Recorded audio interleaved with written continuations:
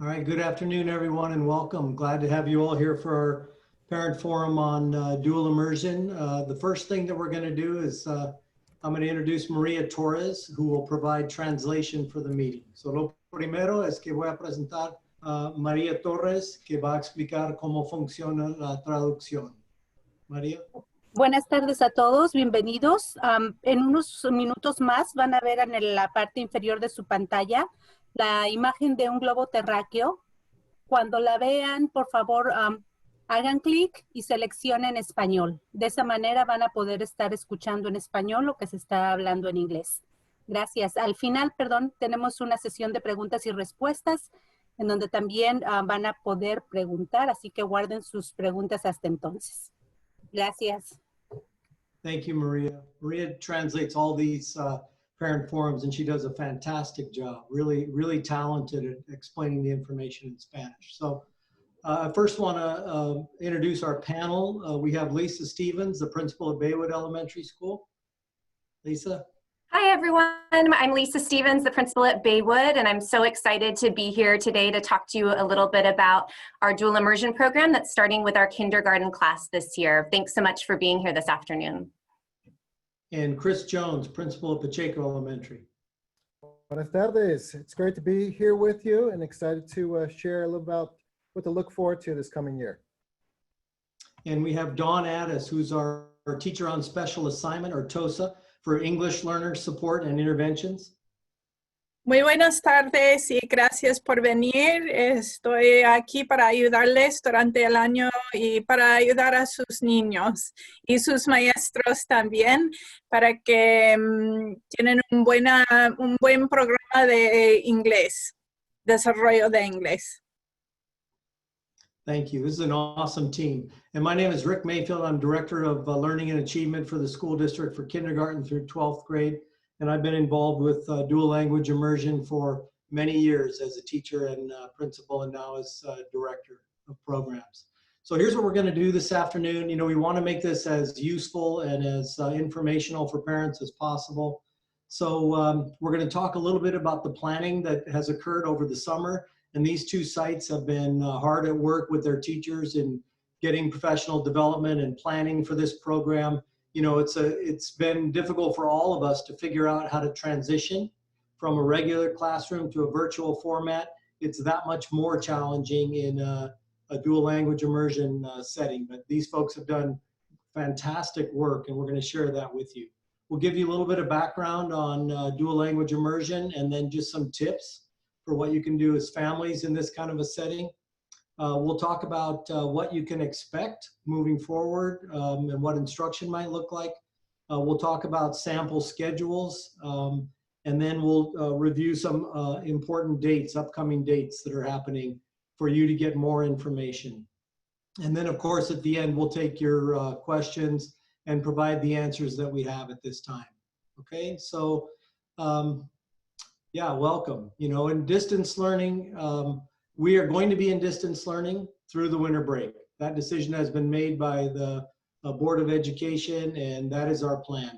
We are looking at filing for a waiver with the County Health Department to bring in small groups of students, but we are not even at the point where we can apply for that waiver at this point in time. We haven't met the benchmark criteria to do that. We've been doing a tremendous amount of planning. You know, not just for our regular educational program, but for our dual language immersion program. And we'll share out the specifics of that. And then today is just an overview. You know, this is one opportunity for you to have some questions answered and hear our thinking. And we'll have many more as the year goes on at your respective site once the school year gets started. Back to school night and with specific teachers and that kind of thing. Okay. Great, so I'm going to talk a little bit about the planning that both of our sites have been doing this summer. We have had a busy summer, as I'm sure all of you have as well in this strange time. One of the things that we're so fortunate is that, you know, Pacheco was able to experiment with distance learning from March on. And I know as a site, they were able to also reflect on what were the parts that worked really well, and what are the parts they want to continue to explore to make stronger for our students. So I know Mr. Jones already started working with his site at the end of last year to kind of look at how to continue to build that capacity at their site. We've had a lot of opportunities for professional development. There's the California Association for Bilingual Educators, CABE, that some of our teachers were able to go to a few workshops this summer, specifically on how to teach dual immersion programs in distance learning. As you know, there are so many different types of dual immersion programs throughout the state. And the one thing that has been so beautiful about this is that this has been an opportunity for us to come together, not just within our district, but across the state and across the country to help us to plan and figure out best practices in this strange time, in this strange way that we're going to be, delivering instruction. We were also able to collaborate with a consultant for 2 days last week, I think, or the week before. It's all kind of a blur right now, right? But we were able to collaborate both our Kinder site and also Pacheco's Kinder site as well with a consultant who has been working with dual language immersion programs throughout the country. And what she did that was so valuable for us is she kind of took what are the basic foundation pieces that she has seen been super successful in all the schools that she has been working in across the country around language immersion. She was able to really provide some critical pieces for us to think of how are we building those foundational skills of language acquisition through a distance learning program. And to me, it was a game changer for both of our teams where light bulbs were going off, where people were sharing and, oh, okay, I see how this could really work, of looking at the different models that Mr. Jones will talk a little bit more about with synchronous instruction, asynchronous instruction, and then the videos, and how to be really targeted about what you're choosing for each part of instruction. So that has been wonderful. We've also been meeting as district grade level teams. My Kinder team has been so, both of our Kinder teams have been so ready to go. My Kinder team, the week after school got out in June, I asked them, take a couple weeks off for summer, then we'll come back and plan. And they said, nope, we're ready to go. The Monday after school got out, my Kinder team was back at site, socially distanced with masks, but planning, and it was incredible. They spent a week together looking at best practices, mapping out the curriculum for the year. They were singing all the chants that you all are gonna learn. If you're a new Kinder family, you're gonna be singing them at 3 in the morning. That are gonna be in your head that helped with language acquisition. And so we had a week of planning at the beginning of summer, and then both of our teams from Pacheco and Baywood have had multiple Zoom meetings now to collaborate on our plans for the fall, which has been wonderful. Our district grade level sites also have been planning distance learning lessons for our entire district throughout the whole summer as well. And Mr. Jones and I have sat in on those grade level planning meetings in order to see how we can best support our dual immersion teachers with those lessons that are coming out. And we are just so excited to really have, I feel like, used our summertime well to really have a robust program that we're going to be offering you for this fall. So if you go to the next slide, I think, Rick, we'll talk a little bit about what that's going to look like. So what we learned from all of our research this summer and what we know about, best practices with dual language immersion programs is that, languages require regular input, practice, and interaction. So those are some of the foundational skills that, though challenging at times, in a distance learning format that you're not with your teacher in immersion in the classroom all day, we wanted to figure out really intentional ways that we can build that foundation in a distance learning format. So we have created activities that promote both languages, looking at ELD instruction with designated ELD, integrated ELD, and even more so that meaningful connection piece. We've talked as a site, as both of our sites, of how important these first few weeks are for our teachers to build those connections with your students, especially when you're learning another language and might not understand a lot of what the teacher's saying the first week, that we have really created and planned some meaningful ways that our teachers are going to be connecting with students through language. With that being said, we also want to honor that we don't want a 5-year-old to be on a screen for 8 hours a day, right? So you're going to see in the schedule that Mr. Jones shares with you that we are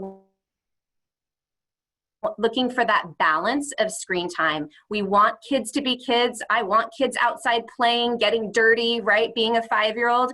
But I also want them to have a rigorous program where they're learning in 2 languages. So we are really trying to honor that as we're being very intentional with our schedules and with what we're teaching, to making sure that we have those building blocks of a great language program while also letting a kid be a kid. So Mr. Jones is going to talk a little bit more in detail about that schedule. Well, thank you. And Can before I jump Chris, into Chris, yes. before you start, can I ask you guys to slow down just a bit? The interpreter is having a hard time keeping up. Thank you for the feedback. Thank you. Will do. We're just so excited. You know, before I jump into my portion, I just want to express my appreciation for the amazing partnership that we do have with Principal Stevens and the team at Baywood. It's such a great group of educators, and I look forward to working with them, not only as we navigate these interesting times with COVID, but in years to come as well. And as this is the first time I get to speak to many of my parents for this school year, I just want to express that I'm super excited for this school year, and our teachers are as well. And much like the team over at Baywood, it wasn't days into summer that they weren't reaching out to me to meet and start talking about planning for any scenario, and especially in the scenario that we are in right now of distance learning. So as Ms. Stevens said, they've been busy all summer long. So I'd like to discuss here about what you can expect and what things will look like here as we start the school year. And you've likely seen the sample lesson or the sample schedules, but I want to explain a little bit what it looks like within a dual immersion program here. So each day your student will participate in whole class virtual meetings to start the day, which will be in either Zoom or Google Meet. And this may look different depending on the grade level of the student. For example, in kinder, this may be just a 15-20 minute welcome calendar, go over the routine, maybe a short math lesson. But as you get to the upper grades, this might be a longer lesson, 45, 50 minutes, which might be a language arts or a math lesson. In either case, this first initial class meeting at the start of the day is a definitive start to the school day, and an opportunity for all of our students to connect as a class. In addition to this, students will participate in individual and small group meetings. So, in both the large group, whole class, and the small group sessions, there'll be a focus on second language development, with both an emphasis on Spanish and also integrated and designated English language development as well. But in particular, from our experience, what we've learned and what we've heard from the national trends is that these small groups of shared reading and writing activities provide the best opportunity for deep learning and language development.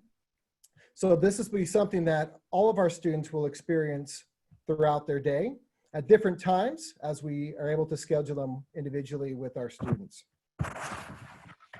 Also, in addition to our whole class meetings and our small group meetings, there will also be pre-recorded videos. Now, this allows the opportunity for those small group meetings to take place. And these videos are pre-recorded lessons that will be recorded by your child's teacher or one of their colleagues. You'll see other teachers on there because it allows our teachers to kind of share the load of creating these lessons, and provides them more opportunities to interact with students one-on-one or in small groups here. As it states here, communication is key. And, I like to think of, the process and how we assist students in being successful. We work together as a team. And this is true in typical circumstances, but it's especially true now as we are all in distance learning. So you can anticipate communication from your child's teacher, but at the same time, I want you to feel like that you feel free and open to reach out to your child's teacher whenever you may have a question or concern. This is especially important in this home learning environment because, typically when we're on campus all together, teachers have the opportunity to monitor what's going on with students, but this is the challenge as they're at home throughout their day. And so it's important to have that feedback to understand what your child is experiencing at home and maybe also what you're experiencing as a parent as well. All of our teachers will have office hours once a day for an hour, but this may not be optimal for communicating, just given our busy lives. So please feel free to use the communication platforms we had at Parent Square, or email, or even calling into the office to set up a connection with the teacher. And you can anticipate a response back from your child's teacher within the next school day here. So talking about learning materials, your child will be provided with all the materials that they need. The challenge is we are facing the same challenge that everybody else in this country is facing right now. And I credit our school board and our district leadership for moving quickly when it looked like the distance learning was going to be inevitable. But what's happened is this is a seismic shift across our entire country. And so some of the resources that we're going to be using throughout the year aren't necessarily available at this time, but we'll be getting them out to our families as soon as possible. One thing that's key, and we've made a priority, I think you've seen at both of our sites, is that we are getting all of the technology needed into our families' hands ASAP so that we can start our school year on August 24th and begin connecting as classes and as and with our students here. And so that piece is critical. A lot of times it's said that, the connection with the teacher is the most important. So we are very understanding of this and understand that part of our process to start the year, as Ms. Stevens said, is going to be that connection that's being created with our teachers and our students here. So if we'll jump to the next slide here, we'll look at what a sample lesson will look like. And like I said, we're going to have a whole class meeting to start the day at 9 o'clock. Of course, we'll have late start Monday. And then as it shows here, these small group sessions it's not going to be that your child is going to be in a small group session from 9:30 to 12. Those will be scheduled incrementally throughout the day as our staff is available. And, I think it's a key component here is that the role we're asking our parents to play through distance learning is that of a facilitator. Many of you have openly confessed that you are not teachers, and many have shared anxiety of not being able to even speak the language that your child is receiving instruction in. And that's okay. Our teachers and staff will be teaching. What we need you to do is to help facilitate your child's education each day. Make sure that they are ready at the start of the school day. And what that looks like is they're fed, dressed, hair combed, prepared to start the day as if it was a normal school day in which they be coming to campus. As much as we treat this as a regular school day, our students will be better prepared for success. Through all of this, the one thing that we do ask is an understanding that on both sides, we will all need to be flexible. We have an experienced group of educators at both of our sites. But at the same time, we have a group of educators that have never started a school year in distance learning. We have the experience to draw upon from spring, and we're growing from that. Our goal is to establish consistency and predictability. But as we learn, as we go throughout this experience, we'll have to make adjustments as needed to make sure that we're best meeting the needs of our students as individual learners. So I'll pass it next on to Mr. Mayfield here. Yeah, so these are some important dates that are coming up that we want to bring to everybody's attention. Monday the 17th, we're going to notify everyone of their class assignments. And I think those are going to go out in the normal way. Help me, Mrs. Stevens and Mr. Jones, like we're posted on via Parent Square. Via Parent Square, thank you. Yes, those will go out electronically.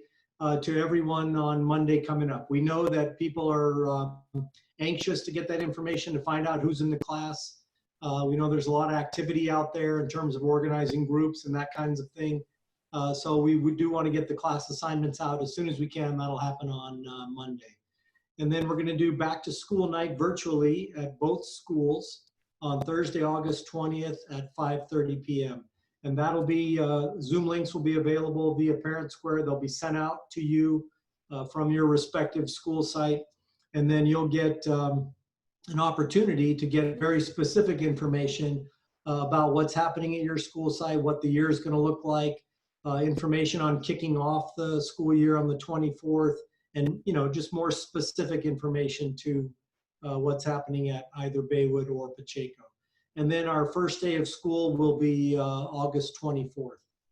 I do want to add too at this time that all of next week from the 17th to the 21st, all of our district staff, especially our teachers, are going to be receiving professional development on best practice in distance learning via a virtual format. And so I think this week is going to be really helpful for teachers to learn the skills and what's important in terms of making these connections that Mr. Jones and Mrs. Stevens have been talking about. And I think our goal, having back to school night earlier, usually we do our back to school night the first or second week of school, but our goal is that we want you to feel comfortable on that first day of school of knowing exactly what you need to do to support your child to have a great year. So we bumped it up a little bit because we want everyone to just feel powerful, that we've got this, we know exactly what to do day one, how to support your child, how we will be working in partnership with you even more so this year as we navigate this path together. So we're looking forward to that time connecting together with you as a site and with your teacher, and being able to, teachers will also be the first week of school or the first 2 weeks of school scheduling some one-on-one time with each family to connect and get to know you as well via Zoom. So our goal is to really build those connections together with you as we embark on this journey of distance learning together for dual immersion. Okay, so at this time we'll take questions, and Luana and Mandy will see the hands raised and be able to let us know who has a question. If the question is in Spanish, Maria can interpret that for the group so everybody can hear the question. So to raise your hand, go and click on the participants icon at the bottom of your screen. There should be a little blue hand to the right. You just click there and it will indicate that you want to speak.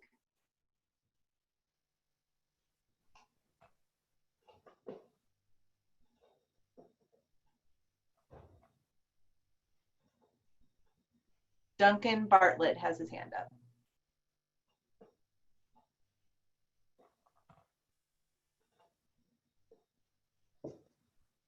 Go ahead, Duncan.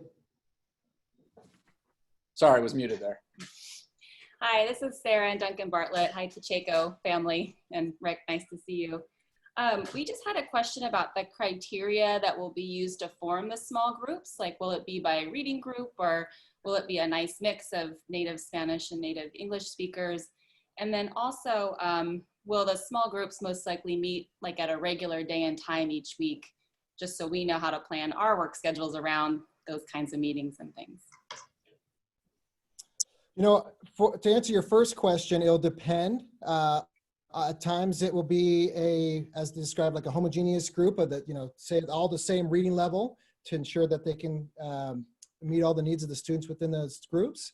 And at times it will be a mix, just depending on what the goal will be. But to answer your question regarding the time, that's one thing that we are definitely we are definitely going to build in. And I have to, as many of you know, I have the experience as a parent as well. And so as I speak with our teams, I said it's really helpful for families to have a consistent time every day, something that you can depend on, not something that's changing every day, because sometimes you have different parents taking the lead on facilitating instruction. So it's good to have that consistency. So at the same time, it could be a block of like 6 weeks where it's all at the same time. And then as we reevaluate our groups and adjust, it might be another 6-week block, but try to keep it consistent within those different windows so it doesn't seem like it's changing all the time. Wonderful, thank you. Yes, and I just want to say as well, we understand the undertaking that all of you are taking. Both, you know, Mr. Jones and I have kids at home as well that are going to be on distance learning. And so we, you know, the more predictable of a schedule that we can push out is what we're trying. So like if you're in Grupo A every day meets at 10:30, right? So it's very consistent. So you're not having 10 different schedules you're trying to follow as much as we possibly can, because we understand that that's a lot to navigate and manage as well. So that's our goal. And then we just really want to encourage everybody to communicate as best we can. You know, this is nothing that's etched in stone. We're planning as best we can to make this successful, but communication back and forth will be extremely helpful. And those groups will probably look very different the first few weeks of school. And then once we get started on core curriculum, right? So we're really trying to, the first weeks, just really build those foundations, build that community of learners, build that classroom experience as much as you can with connections between other students. So the first few weeks, you know, will look a little different than once we get into that core instruction of a predictable schedule. But our goal is to keep it as seamless as possible for you. Thank you all so much. Kirsten May. Hello all, thanks for being here today for us. I have 2 questions. I have an incoming first grader and a preschooler. And for my first grader, I'm wondering, I know the recommendation usually is that if we're going to read to our children at home, that it be in our native language. And although I'm well equipped to homeschool, I can't offer the language piece. And so I was just wondering your expert opinion on that, knowing too that we will have to facilitate some reading in a language that we don't speak. And then my second question was about both preschool programs, knowing that we're, I believe our preschools are state licensed preschools, and they are, you know, able to run, state licensed preschools and daycares are able to run. I was wondering, is there any, assuming staff would be on board, is there any hope that those with the waiver or without being state licensed, that we could get some in-person instruction at all? You guys want to take the first question first about Spanish reading? Yeah, I think continue with reading to your child at home. That's, you know, as we know, that's critical in their development as readers. And as far as anything that looks like instruction, you know, that will take place through the work that's being done with their teachers and other staff members. So I wouldn't worry about the fact that you couldn't facilitate or excuse me, you couldn't, you know, read to them in Spanish. But at the same time, you know, ask them to read to you, to allow them to have that practice there. And I think just that those foundational literacy skills that you provide in either language help raise an amazing reader. So I think just developing that love of literature and reading at home, as I know you do, Mrs. May, that I think just continuing that is so important. And really, I feel like the small groups that teachers will be doing will focus on that targeted literacy in Spanish. And, you know, again, we don't expect you to be the Spanish teacher at home. Like that's our job. But I think as a parent, your job, you know, having that love of reading and that family time when you curl up with a book, you know, at night as a family is just precious time, no matter what language it's in. So I think just to, you know, continue doing that is great. And Rick, do you want to speak to the preschool parts and where we're at with that? And also with reading, just, you know, have fun with it as opposed to an instructional thing, you know, rather than sit down and try and instruct in a language that isn't your primary language. You can buy bilingual books, you know, relatively cheap and have fun with it as a family, reading back and forth. It's like, you know me, Rick. They're a blast to read those bilingual books back and forth. Kids love it. Yeah, you know, we are looking at the whole waiver thing, and even though it's a licensed preschool program, they're really district programs. And so we're not at the place where we're going to start the year with kids, you know, present in school, but we're absolutely exploring that, knowing how valuable it is, especially for our younger kids, pre-K, TK, and really up through first grade or even second grade, to bring young kids in and language learners into a live setting. So if there's any way we can do that in small groups at some point in time, and we can work out the staffing, we absolutely will. Thanks, everyone. You don't have any other hands up? Oh, Kimberly Westerman. Hi there. Thanks. Can everyone hear me? I think so. Thanks for all the work that you've been doing over the summer. So I have a kindergartner, and as everyone knows, our children act very differently at home than they do at school, and they're much better for their teachers. Do you have any tips for us on our kids taking us seriously as their facilitators when basically we log off from being with the teacher and then we're doing the facilitating, in terms of like role separation of mom and teacher? Thanks.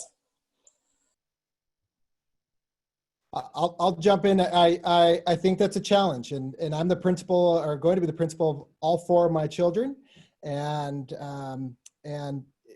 what I think what comes to mind is that connection that we are going to build between your child and the teacher, and use that as a motivator. Kids want to please their teachers, and so in those conversations about those academic behaviors, just remind them of what their teacher expects of them. And our teachers do a great job of establishing that early on. And so I think use kind of see what the teacher does and try to use some of those strategies in your work at home. Totally agree, and you're not alone. I have the same thing with my own kids. So, and I saw lots of thumbs up with that. So you're not alone. And I think that routine piece is great too. And I think teachers can also provide some of those scaffolds of, okay, this is what we do first, this is what we do next. And I think just, deferring it back to the teacher, and then also asking them, for advice as you guys work in partnership as well. But I know that can be tricky as well. And we've talked also about there's times when we might leave the Zoom on for independent practice. So the teacher's still there, right? And they're still working via Zoom as well. So the teacher can still kind of monitor that as well. So I think just continue to be in contact with the teacher if you're struggling with those different things at home as well. And no, you're not alone. Thank you. And I have a second part to that question. Is it important to have consistency of parents? Like, so for example, I would always be from 9:30 to 11, and then Daddy would always take science, or is it important that we try to have one facilitator that's present for the entire 5-day period? And then I'm done with questions. Thanks. Yeah, I don't think that matters as so much personally. I think one of the points of emphasis we had with the district distance learning plan this year is that we wanted it to be more structured. Everybody shows up, as Mr. Jones said earlier, everybody shows up at 9 o'clock, ready to go, dressed for school. And I think, creating those routines at home where it's like, okay, well, let's get ready for school. Let's put on our clothes. And it isn't as loose as it was in the spring where, get up whenever and we'll do the work whenever we can. But if you can differentiate those times where, okay, let's go play and have fun and be goofy versus, okay, now it's learning time and let's sit down and come up with your terminology, whether it's learning time or something else. It's class time, let's focus. Here's the behaviors that we need for class time. And then later on, we can go do whatever and have fun and be goofy and roll around on the floor. Yeah, I think find the groove that works for your family. Every family is different. And I think with a 5-year-old, you want lots of movement in there, lots of breaks, outdoor play when you can, but I think find what works for you and your family. But I don't think there's anything wrong with one taking one curriculum and one taking another curriculum. In fact, it might be nice to break it up that way. I would agree. The only thing I'd add is consider finding that space, which is the school space. But again, that may take some trial and error, figuring out exactly what's best for your child. Larissa Heron.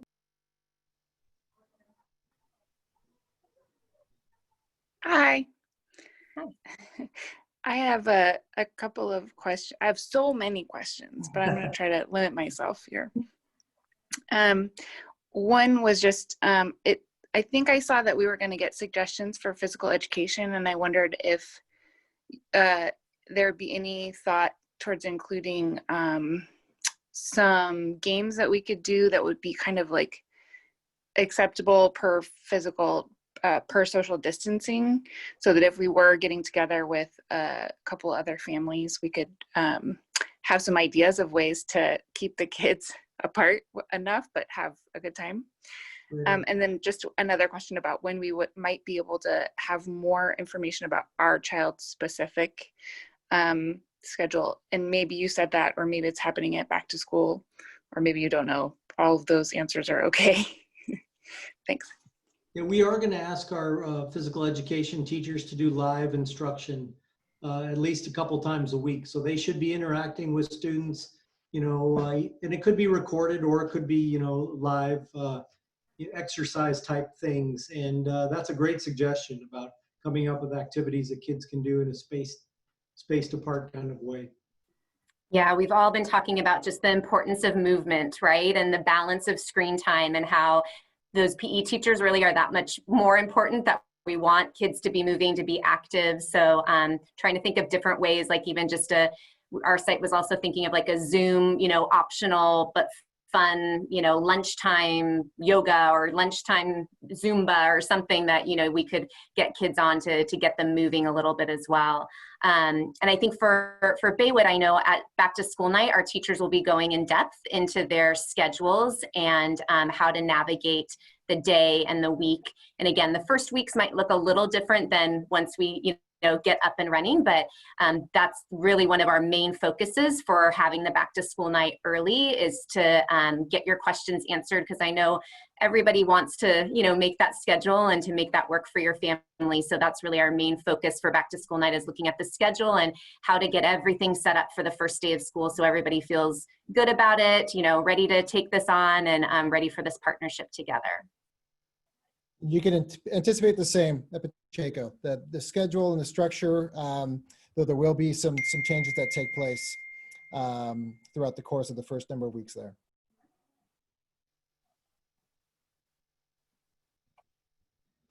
Thank you. Thank you. Kimberly Stake. Yes, hi. I have a first grader at Pacheco, and she is going to be in the Spark program. And I'm wondering, I listened in on the child care parent forum, and I think there was a mention that there was going to be somebody on site at these different child care facilities that might be able to help. Is there going to be somebody that will be semi-familiar with the dual immersion program that will be able to help them, or do we know anything about how that's going to go? Yeah, I would say we are looking at having some of our staff at all of our schools, but that would include Pacheco and Baywood, working in a supportive role at our child care facilities that are on campus. And, you know, the logistics and details are to be worked out, but that's absolutely in consideration, and makes perfect sense to have people who are familiar with it, know the structure, and can give some instructional support in those facilities for sure. Okay, awesome. Thank you.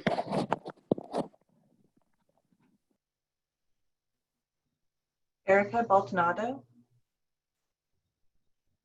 Hi, thank you to all of you. It's great to see all your faces, and I know how hard you're working, and I just appreciate that so much. My sixth grader is coming in and out of the room and has a question about if there's going to be any sort of independent kind of work worked into the schedule, because it, you know, whole class and small group, I understand that, but he likes his independent work time. And so that's his question. And I guess related to that, Mom's question is, there going to be an expectation of homework time like a normal school day? We would have homework after the 3:25 or 2:30 dismissal or whatever.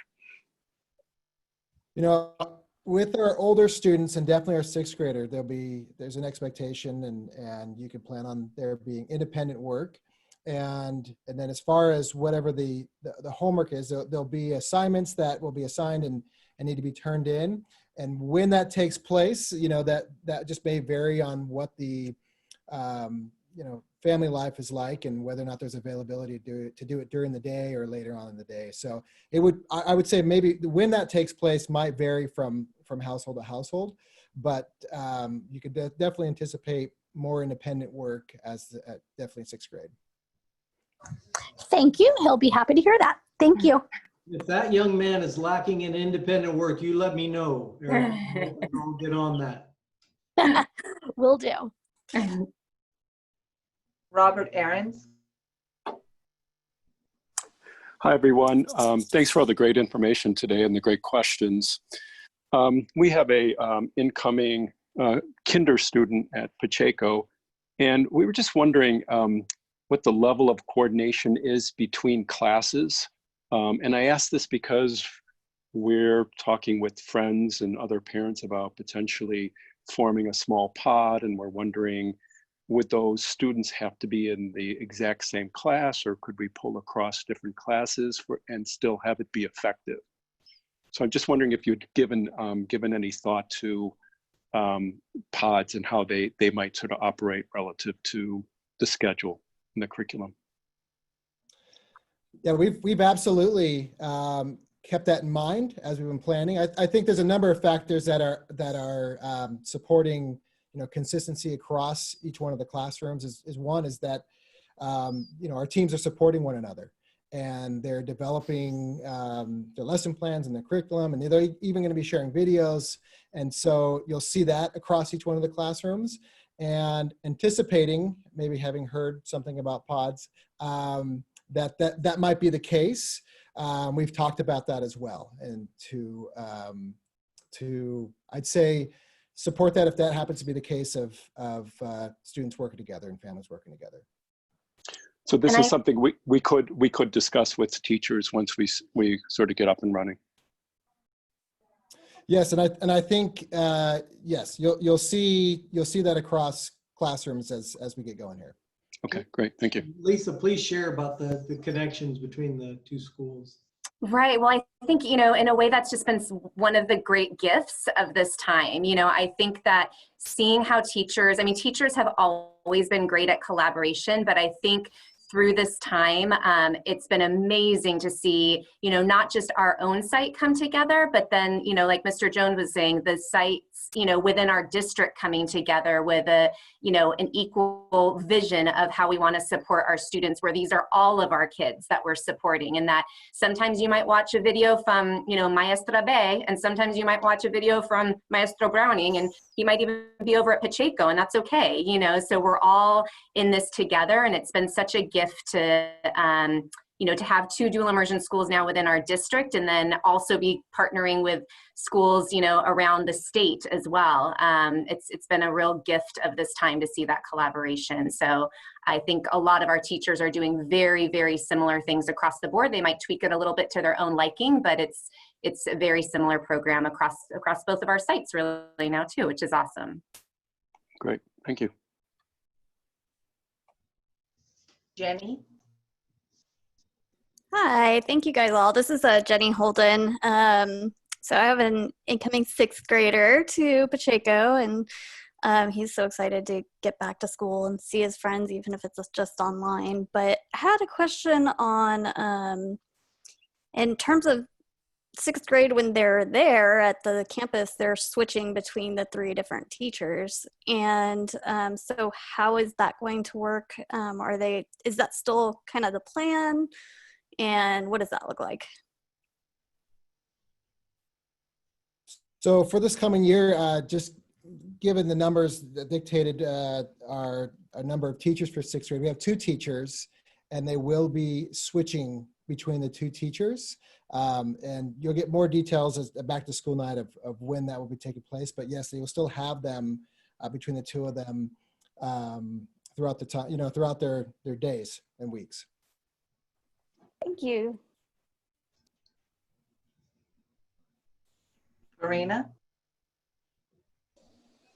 Hi, I have a son that's going to be entering kindergarten at Baywood in the first class for the dual immersion program. And we are also working parents. And so we're still trying to arrange for childcare during the distance learning portion and after. And I'm curious as to how the YMCA Camp Care for the fall program would be at all working with or compatible with him in this first class starting in August. And if that's, and when we would have an idea as to whether that would still be something we could do while he was in kindergarten. Right. Well, we are having the YMCA on our campus, which is great. And we've been working with them in partnership with them. Also looking at, you know, as Mr. Mayfield was just speaking of if some of our staff could go in to assist and help in during their, you know, school time while they're on our campus. So I think that, you know, that could definitely be an option if that's what you're looking at, and YMCA can give you more details about that. But that's our hope, is that we can have, you know, kind of that school time as well and be assisting them with that when students are on our campus. Okay. Oh, and Dr. Prater, would you like to add on to that?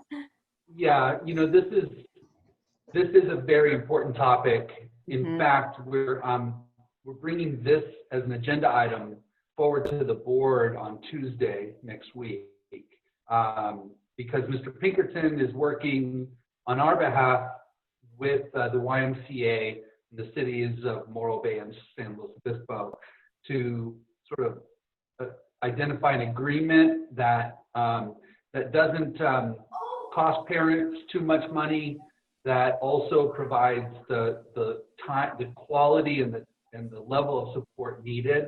So these are things that we're working closely with them on to ensure there's proper space, to ensure that the cost is fairly reasonable, and also that on the other side of the coin, on our district side, we're working with our support staff to figure out how to provide additional support within those childcare settings.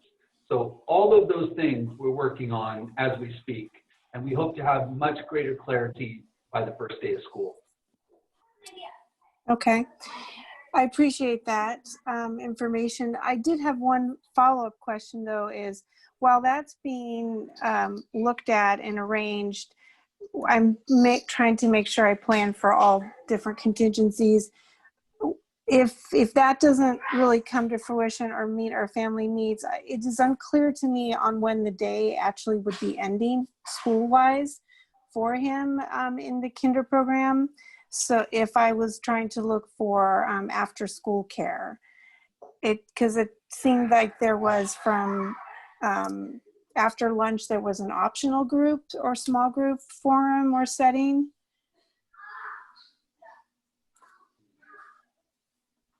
Right. So I think between the hours of 9 to 12 are kind of that will be different layers, right, of synchronous, some asynchronous time, and some small groups, depending on, you know, on your child's grouping and on that. And then there might be some small groups in the afternoon that are built on after that.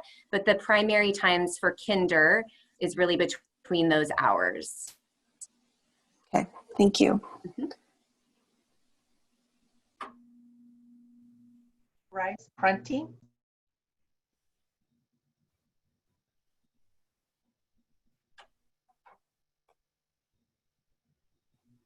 It looks like he lowered his hand. And I don't have any other hands raised at the moment. Oh, Bryce's hand just went back up. Sorry. I have a question and I can't raise my hand.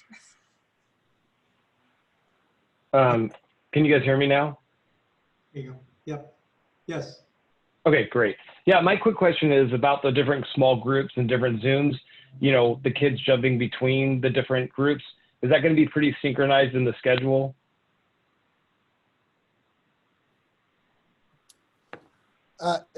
So I just want to make sure I understand your question, that if it's going to be synchronized in the sense that it'll be consistent, or would, are the same students? Yeah, so example being, I saw the layout of the schedule. Is it going to be pretty consistent? There are one Zoom for their normal classroom, and then is there different ones for different groups? And how do we get those? Because in the spring, it was a little confusing if they had different groups they were in, and I'd be getting calls like, hey, your kid's supposed to be on this call. And I'm like, oh, really? Let me go get them. Yeah, and that's what exactly what we're try to avoid. And so we're going to create consistent times, each day that your daughters will be engaging in their small groups, so it's predictable. And so it's not changing every day, and so you don't run into the situations where you might miss a group or two. Great, that was really it. Thank you. Thank you. Jessica Rodriguez.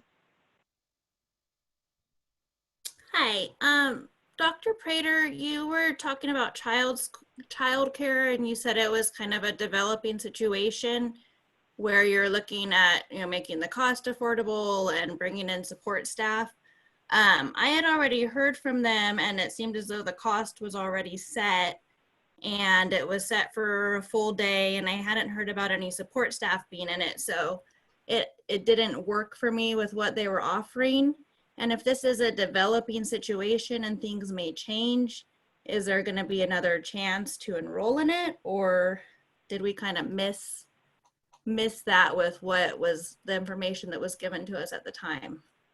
Hi, Jessica. That's really an excellent question. And what we learned was that when the price points originally came out, the YMCA was approximately $175 per week, and the city of SLO was approximately $200 per week. Don't hold me to that, but that's basically the general idea. And what we realized was a number of families began to drop their names off the list because they might have had 2 kids, and you add that up over the course of a month, and it becomes cost prohibitive pretty quickly. And so our concern as a district, when we started looking at that, we realized that while some families qualify for scholarships and reduced fees, our middle range families who are also struggling don't qualify for those necessarily, and it became cost prohibitive. So we're working with them right now on a formula that we hope to arrive at, where those costs become more manageable and more predictable for families. So the question of whether or not you can re-enroll, those are things I'm not entirely sure of, but once we decide, or once we land on the number of openings, then what we're going to do is look at the waiting list and decide, how much capacity the various agencies, the Y, Cities of Morro Bay, and SLO, have in terms of hiring additional personnel. That seems to be the primary barrier right now, is hiring enough qualified staff to run these programs. So once we determine an agreed upon rate and a maximum amount, hopefully, that families will be impacted on, then I imagine the enrollment numbers will go up. And once we figure that out, then we can negotiate with the Y and the Cities of Morro Bay and SLO on trying to figure out how to create enough space and enough capacity for the program to meet the needs of families. I hope that answers it. We are going to discuss this with the board in public. It'll be an agendized item on Tuesday, and I suspect that it will be supported. Now, the matter of it will be, the board may support this idea, but if the other agencies can't hire enough people to add additional classrooms for the child care, then we're limited by that. So I hope that helps you. Okay, thank you. I guess it's still developing, and I'll just stay tuned. Yep. We're going as fast as we can, Jessica. All right, thank you. You bet. And that looks like it for the questions, unless anybody else would like to raise their hand at this point. Okay, we do not have any more questions. I just want to say thank you to Mrs. Stevens, Mr. Jones, and to Dawn Addis. Dawn didn't have a chance to speak today or to share anything, but I want you to know that she's a critical component of our team for dual language immersion and for all things English learner and bilingual education in San Luis Coastal. And we are continuing to develop plans for what this is going to look like at the middle school and high school. We know it's only a matter of time until we get through this, and we're going to have our kids prepared to move on and to be, you know, fully bilingual and biliterate as they move up through our school district. And this is not something that's going by the wayside. We're on it, and I've been so impressed with how hard this team has worked over the summer to make this happen. So thank you. And can I just also give a shout out to Dr. Prater, and I know I see a bunch of school board representatives too that are here today, and having that support I think is so critical. We're so lucky to be in such an incredible district that is so forward thinking and, you know, looking at the gifts of bilingualism and how this pathway that's, you know, going to develop into this K-12 pathway for our students, which I think is just such a gift. And even in these crazy times, you know, I feel like we're so lucky to have an incredible support with the board and with cabinet that supports these initiatives with whatever we need. If we need you know, teachers to be working throughout the summer and making this happen, we can do that. So really appreciate that extra support. And I just want to give shout outs to both of our teams that we have an amazing group of teachers that are so excited to teach your children. I think they are just chomping at the bit to, you know, we both had Kinder Roundup, and I think both of us felt like, oh my gosh, it was so great to see kids again. I think they're just so excited to, you know, to make this happen for your students. And not that it's going to be Pollyanna and super easy the whole time, right? There's going to be bumps in the road, and that's why that partnership is going to be so critical, even more so this year than, you know, I always say at our site, it's a team effort here with us and parents and the student, and it's even more so this year. So we're just really grateful for your partnership and for the support that we're receiving from our site and our district. So thank you. If I could just echo that, I appreciate the wonderful support we received, and we are so excited for this school year. And, you know, I would just say, as questions come up, you know, circumstances are going to rise, please feel free to reach out to any of us so we can answer any questions that you may have. We're here always for you. So, but thank you for your support. Thanks everybody for your time today. We appreciate it greatly, and we'll be in touch, and welcome back to the new school year.